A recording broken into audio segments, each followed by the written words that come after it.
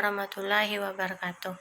Baiklah, saya akan memperkenalkan diri dulu. Nama saya Siti Nur Azizah dengan NIM 18230050 dengan jurusan akuntansi.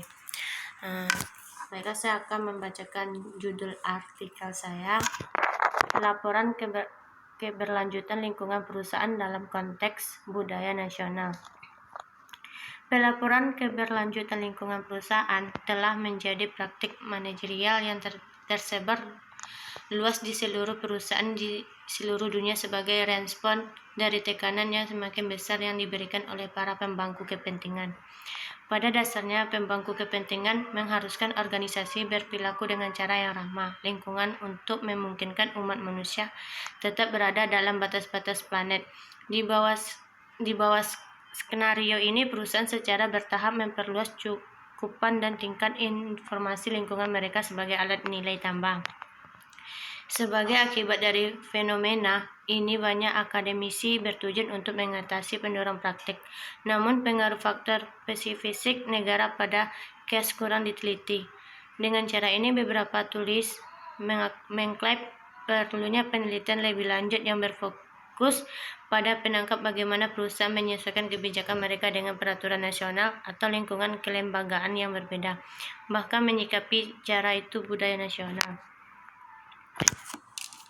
Landasan teori, pemangku kepentingan berfokus pada organisasi yang menangkapi tuntutan pemangku kepentingan mereka untuk keunggulan kompetitif dan kelangsungan hidup. Teori stakeholder termasuk pelanggan, pemasok, karyawan, masyarakat, dan masyarakat umum selain manajer, pemegang saham, dan kreditor, yaitu tidak hanya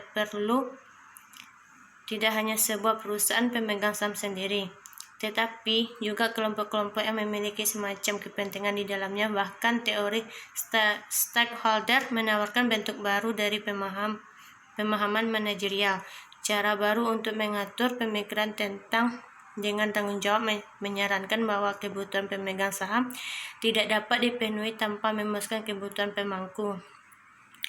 Maksimalisasi keuntungan dan penciptaan nilai bagi pemegang saham tidak lagi menjadi satu-satu tujuan manajemen, melainkan mereka harus diperoleh melalui atau bersama-sama dengan jaringan nilai-nilai pemangku kepentingan lainnya. Di antara adalah tuntutan dan kebutuhan terkait perilaku sosial dan lingkungan yang berkelanjutan. Budaya nasional keputusan perusahaan dan pelaporan lingkungan. Budaya terdiri dari nilai-nilai tertentu yang membentuk perilaku manusia dan persepsi kita tentang dunia.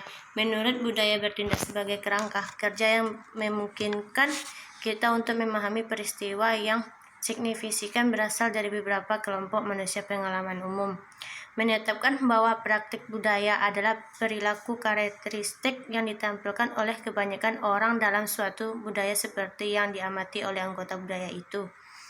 Umumnya, pemangku kepentingan dari negara yang berbeda memiliki harapan yang berbeda tentang keputusan perusahaan sebagai akibat dari kondisi budaya yang berbeda, yang menghasilkan nilai, norma, dan praktik pribadi yang berbeda. Sastra tinjauan yang berbeda. Penulis telah meneliti apakah budaya nasional memengaruhi inisiatif dan praktik. CSR menetapkan bahwa ketika jarak kekuasaan yang rendah, penghindaran ketidakpastian yang rendah, feminitas, dan orientasi jangka panjang adalah norma dan nilai yang berperilaku dalam suatu masyarakat. Perusahaan biasanya menunjukkan sikap proaktif dan positif terhadap keterlibatan pemangku kepentingan. Sebaliknya, dalam masyarakat yang dicirikan oleh jarak kekuasaan yang tinggi, penghindaran ketidakpastian yang tinggi, maskulinitas, dan orientasi jangka pendek, perusahaan cenderung mengadopsi perilaku perusahaan yang tidak berkomitmen dengan prinsip dan praktik manajemen pemangku kepentingan.